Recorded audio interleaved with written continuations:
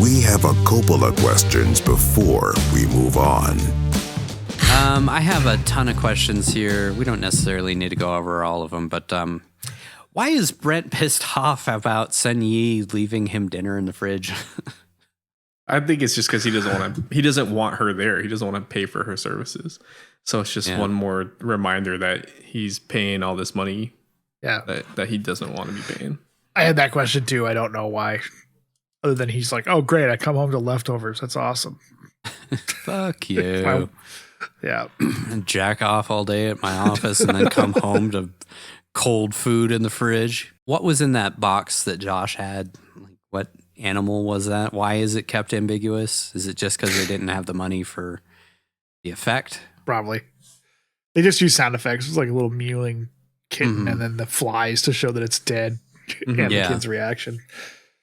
He's trying to fucking feed a dying animal Fruit Loops. Everyone loves Frosted Flakes. They're great. Why did Kendall try to call Brent at the hospital? We sort of talked about that in the moment. Like, out of all the people to call right at that moment where you just rescued your sister's newborn baby from her murdering her own child, and you're like hiding in some other fucking office to get away from her. Why would you call your lunatic weirdo husband? Just somebody familiar, somebody who might know what to do in that situation? That's why I thought it was like she was going to try and stop him from killing their kids and be the hero of it. Because it's like she's trying to call him to warn him that something's going on with parents and their kids, so to not go home and to stay away from him.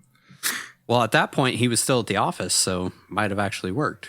Yeah, but he didn't answer. But he would have been like, I have to be here 6 days a week, so fuck this. Going home anyway. Going home. So presumably, the kids get home at 3, and then Brent pulls in at like 5-ish is what I was assuming. So, but they don't seem like they're there for 2 hours. I don't know. Yeah. The timeline on this thing is kind of wonky a little bit. What is Kendall? She's a housewife. She's a housewife, yeah. But she just goes and does like workouts. They have a housekeeper, but she's a housewife. So she doesn't have a job, but there's a housekeeper. That's really weird. How would Brent know the kids are in the basement after he knocked himself out? Like, he wakes up and he's like, they're in the basement. How would he know that they're still down there? Why would they still be down there? That's the biggest one. Mm-hmm. Why didn't the kids run out the front door rather than go in the basement? Because then the movie wouldn't. Yeah. The movie wouldn't happen. Wouldn't exist. Yeah. I feel like that's like 90% of the time when we're answering these questions on Coppola questions. It's like, so the movie can happen. Yeah. Because if they took off and hid somewhere else, then that's the end of the movie. The parents would never be able to find them. Exactly. Like, that would be my thought process if I was one of those kids. It'd be like, let's go anywhere where mom and dad wouldn't think to look. Mm-hmm. But no, just in the basement where they have no way of getting out except back through the house where the parents are. Mm-hmm. Or the window. Or the window. But yeah, they don't seem to even know that exists, even though mom just pushed a hose through it. Mm-hmm. Why didn't Kendall and Brent just kick the basement door down? Or use a sledgehammer or a battering ram or anything. Yeah. I think because the implied threat of the gun, once she got shot, they didn't want to get shot again, so they decided to go with plan B, which is gas. Yeah. Which leads me to another question of what happened to the gun. Why is the gun just gone after that? So the movie can happen. Yeah, all right. Why Presumably it was blown up in the explosion. Okay, all right. That makes sense. Why would it be Josh, the one who like shoots her? Josh, okay, I'm guessing that Josh grabbed the gun because he says he needs his backpack. So when he grabs his backpack, he gets the gun to help protect them. But then why is Josh the one shooting them? Why not Carly? I mean, I guess it doesn't really matter, but it's like, it's just fucked up to see a 9-year-old firing a gun. That's the social commentary. Yeah, Fucked I guess up, so. Or American hero. Yeah. We'll let our audience decide. We sort of asked this in the moment too, but like, why couldn't the window in the basement have been used as an escape route or a way for the parents to get in. Like they could have gotten to the kids somehow through that basement window, or the kids could have gotten out. So the movie can happen. Yeah. Everything revolving around the basement. Yeah. We sort of also talked about this in the moment, but why didn't the shock of seeing someone else's dead kid affect Kendall? She's just like, there's a thing. But like a dead body would, I would think would freak you out, even if you had that like switch happen. But maybe it's like you said, they just don't care about it. I think because they're already trying to murder their own kids. So what's somebody else's dead kid on your property mean, you know? I guess. Maybe she never liked that kid anyway. Kid was a real asshole. Stuck her tongue out at my husband all the time. This is more just kind of like these next couple are philosophical, I guess. Any guesses as to what actually was the cause of all of this?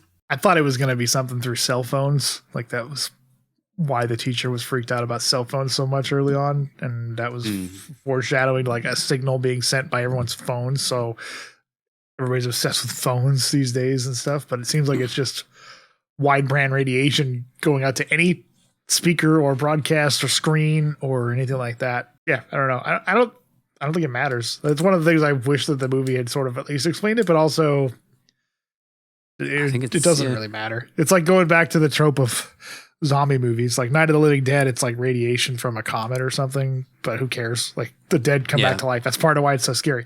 The birds attack in the birds for no reason that they can discern. It just happens. Yeah. So kind of Maximum Overdrive, which this movie had some hallmarks of, was the same thing. It was a comet. It was like they found like a spaceship behind the comet. I think, if I remember right. I haven't seen that movie in a while. There's another movie, I forget, that has this kind of same idea. It's a horror movie that's NC-17. It's only on Shudder. That is the same concept, but it's with base instincts. So like if there's like an old man who's just ogling kids, he ends up acting on that base instinct to like rape the kids and stuff. And that's how everything goes off the rails. The Happening? Yeah. Yeah, I don't know. The movie The Happening. Yeah, the movie The Happening. Trees did it, man. No. What? No. See, that's the risk you have when you explain why something is happening. Yeah. It could be something like that. Yeah, it could be something really stupid. Yeah. And then people are like, wow, that's fucking awful. Yeah. So just don't explain it. It doesn't matter. Yeah. I think it's fine to leave it ambiguous. You really don't need to know. And you could potentially, not that I think that Brian Taylor would do it, but you could spin this off into a sequel of some sort. Yeah, they made like 7 Purge movies. Yeah, it's true. Yeah, it just happens again, which it leads me to another question is like, what happens after this if they go back to normal? Like, is all forgiven for the parents who killed their kids? Or do they go to jail? Can they live with themselves? Could they live with themselves? Yeah. And like, just imagine the mess of the next day. Just like, holy shit. Wow. All right.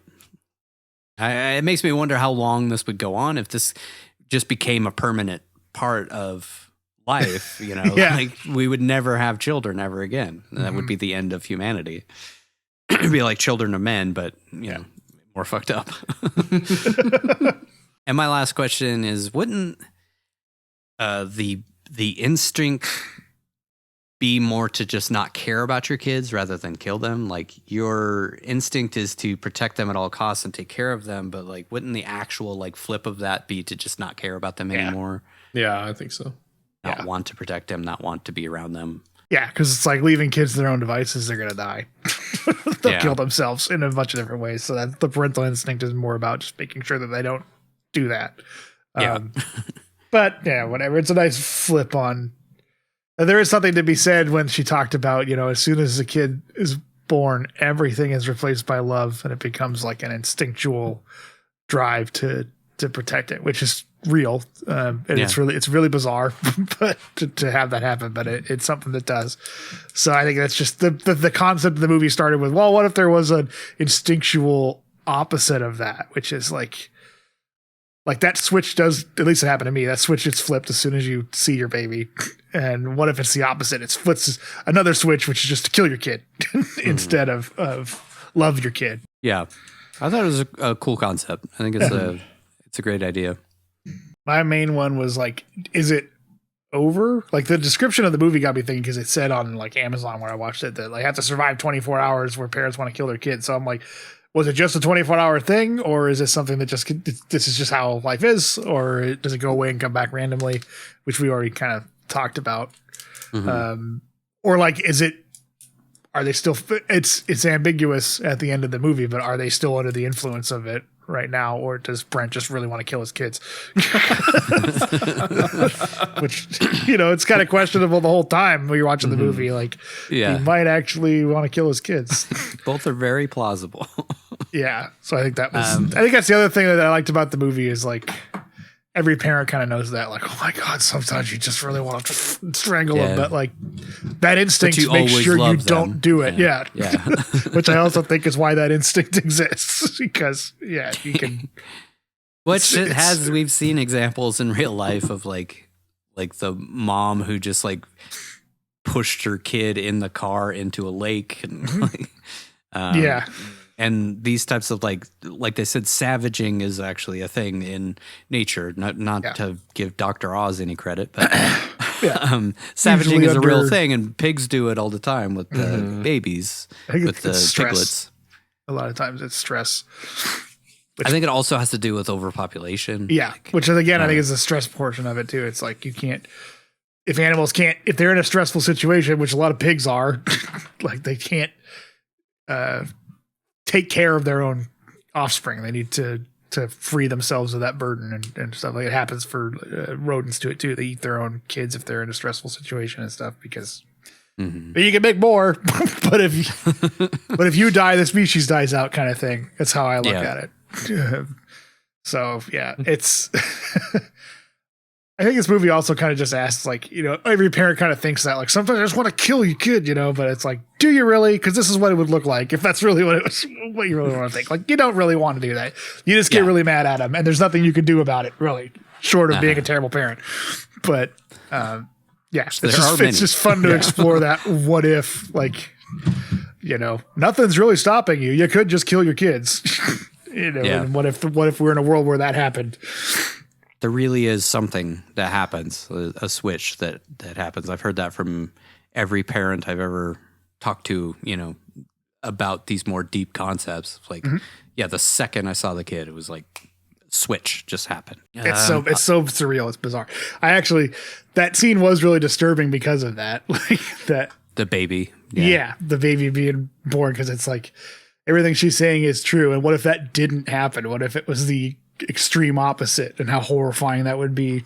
I really thought of you like because I had been planning on doing this movie this whole season, and then I had already figured out what movies we were going to do this season before you said that you were having another baby. And then when I watched this, I was like, oh fuck, man, we can't talk about this. Like he just had a baby. He was just had this experience, and then he's just going to have another baby.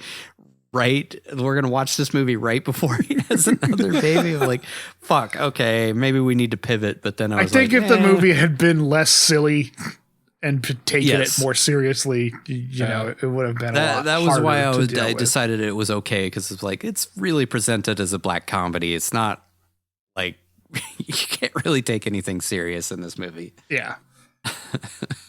But still, I had that moment of like, oh fuck, what do we do now? Let's switch this movie out.